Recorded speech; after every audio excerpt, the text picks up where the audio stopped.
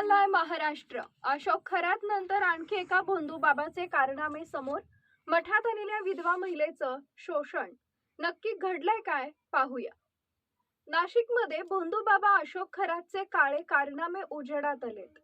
महिलांना आपल्या कॅबिनमध्ये बोलावून त्यांचं शोषण करायचं, याचे व्हिडिओ फुटेज व्हायरल करायचं. या प्रकरणात राज्य महिला आयोगाच्या अध्यक्षा रुपाली चाकणकर यांना राजीनामा द्यावा लागला. या प्रकरणात दिवसेंदिवस अधिकाधिक धक्कादायक खुलासे होत आहेत. दरम्यान नाशिक नंतर आता नांदेडमधून आणखी एका भोंदूबाबाचे कारनामे समोर आलेत. याबद्दल सविस्तर माहिती जाणून घेऊया. नांदेड शहरातील एका मठात राहणाऱ्या 39 वर्षीय हरिगिरी दत्तगिरी महाराज यांच्यावर गंभीर आरोप आहेत. हा महाराज मठात येणाऱ्या स्त्रियांना धार्मिक सल्ले देतात असं भासवत होते, पण खरं चित्र वेगळं होतं. एका 46 वर्षीय विधवा महिलेला त्यानं लक्ष केलं. महिला मठात मदत मागायला आली होती, पण महाराजांनी तिच्यावर विश्वास बसवला. जुलै 2025 पासून कथित महाराज महिलेला सतत तुझ्याशी लग्न करेन असं म्हणत होता. याच आमिषाखाली त्यानं 3 वेळा तिचं शोषण केलं.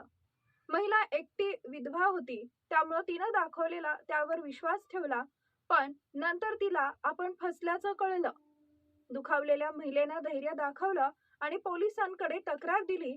तिच्या तक्रारीत सर्व तपशील स्पष्ट आहेत. भाग्यनगर पोलीस ठाण्यात हरिगिरी दत्तगिरी महाराज याच्यावर तातडीनं गुन्हा दाखल करण्यात आला.